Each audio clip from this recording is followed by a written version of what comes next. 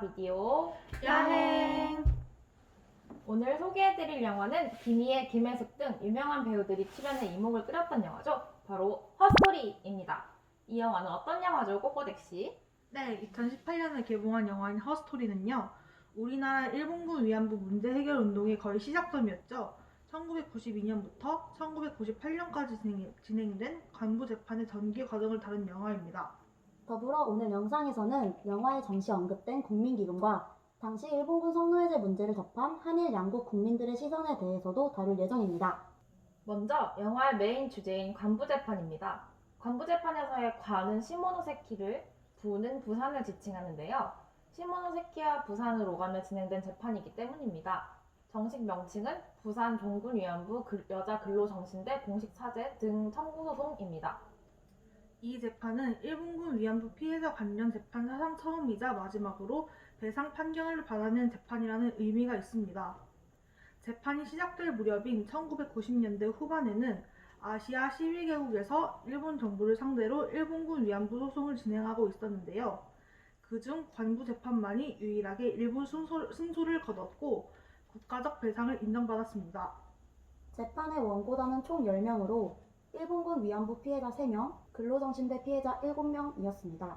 1992년 12월 28일, 1993년 12월 1일, 1994년 3월 14일까지 모두 3차례에 걸쳐 재소가 진행되었고 1993년 9월 6일부터 1997년 9월 29일까지 총 20회의 구두 변론이 진행되었습니다. 그리고 1998년 4월 시모노세키 지방법원에서 열린 1심에서 재판부는 일본 정부가 원고 가운데 일본군 위안부 피해자 3명에 각각 30만엔, 모두 90만엔의 위자료를 지급하라는 일부 승소 판결을 내립니다. 하지만 일본군 위안부 피해자에 대한 일본 정부의 공식 사죄 청구 요청은 인정하지 않았고 근로정신대 피해자 원고인 7명의 청구 소송은 기각했습니다. 1심 재판부는 그 뒤 경질되었고요.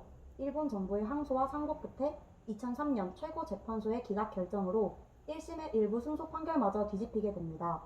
완전한 승소가 아니긴 하지만 국제사회로의 공론화에 큰 역할을 해냈고 한국정신대 문제대책 부산협의회 회장 김문숙님의 헌신과 더불어 일본 시민사회의 지지, 13명의 일본 무료 변호인단과의 연대로 일궈낸 결과라는 점이 의미 있는 재판입니다. 영화를 보면 할머님들께서 국민기금을 받을 것인지 말 것인지에 대해 토론하고 갈등하시는 모습이 나와요. 동의서 서명지를 찢어버리시는 장면도 있고요. 대체 그 국민기금이 뭐길래 그럴까요? 네, 정식 명칭은 여성을 위한 아시아 평화 국민기금인데요. 국민기금이라고 줄여서 말하죠. 민간 차원에서 기금을 모금하여 아시아 군 위안부 피해자들에게 위로금을 지급했던 일본의 단체입니다. 1993년 일본군 위안부 강제 연행을 인정하고 사죄와 반성을 표명한 고노다마에 따른 후속 조치로 1995년에 발족했습니다. 일본 정부가 설립하긴 했지만 민간 모금을 기초로 위로금을 전달하는 방법을 택함으로써 눈속임으로 혼란을 수습하려는 시도였습니다. 잘못을 인정하고 법적 책임을 지는 배상이 아닌 도의적이고 인도적인 조치인 위로금을 선택했기 때문이지요. 국민기금은 일본 국민으로부터 모은 5억 6,500만 엔의 성금으로 일본군 위안부 피해자들에게 1인당 200만 엔의 위로금과 함께 하시모토 수상의 사과의 편지를 전달했습니다. 관련 단체들은 당연히 반대했고요. 피해 생존자분들도 과반수 이상이 거부하신 상태로 2007년에 해산했습니다.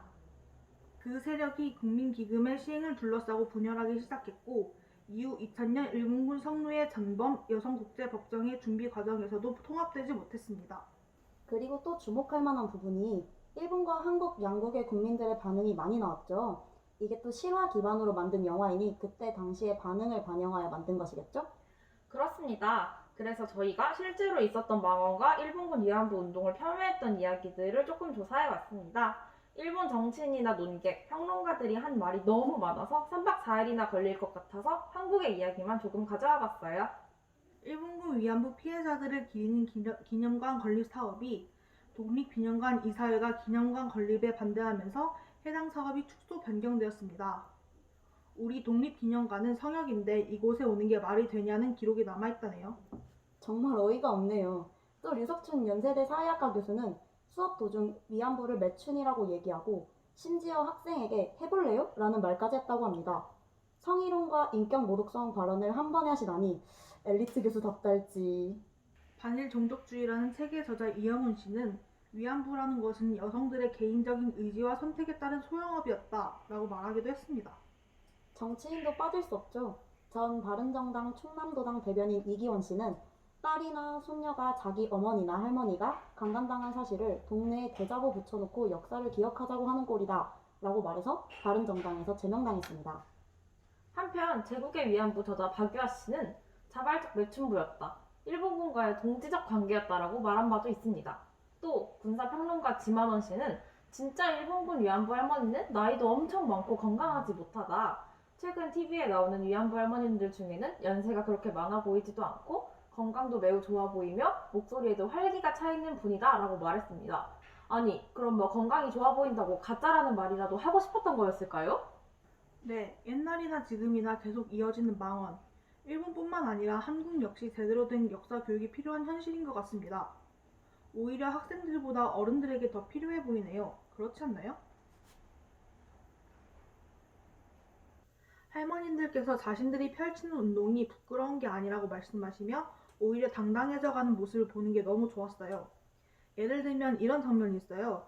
영화에서 할머님들이 재판을 하러 가기 위해 다 같이 택시를 탄 장면이 2번 나오는데 처음에는 택시기사가 말을 걸어도 할머님들이 의기소침해하셨어요.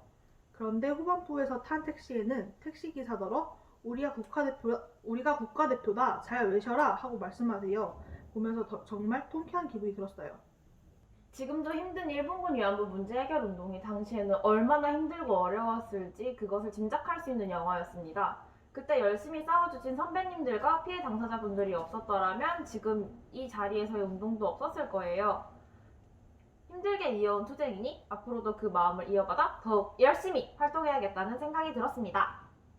마지막쯤 문정숙 대사에 낸요 우리 할매들 쭈글쭈글 해갖고 웃는 얼굴이 그래 좋더라고 얘. 라는 게 있는데요. 그 모습 보려고 재판도 하고 열심히 노력했다는 말을 들었을 때 좀 뭉클했어요. 저도 할머님들 웃으시는 거, 즐거워하시는 거, 행복해하시는 거 보려고 활동하거든요. 일본군 위안부 문제가 진정으로 해결되고 할머님들께서 편안한 행복을 누리실 수 있을 때까지 더 열심히 해야겠다는 생각이 들었어요. 이들이 가장 두려워했던 건 가족, 이웃, 대중들의 눈초리가 아니라 자신의 과거와 직면해야 하는 순간이었을지도 모릅니다. 우리는 그런 이들이 점차 스스로 일어나게 되고 맞서 싸우고 또 환호하는 순간을 보며 기뻐할 수밖에 없습니다. 우리는 이들이 펼쳐나갔던 역사 속의 순간순간을 기억하고 함께하고 행동해야 합니다. 지금까지 그들이 펼쳐왔던 투쟁의 시작을 알려주는 영화 허스토리였습니다.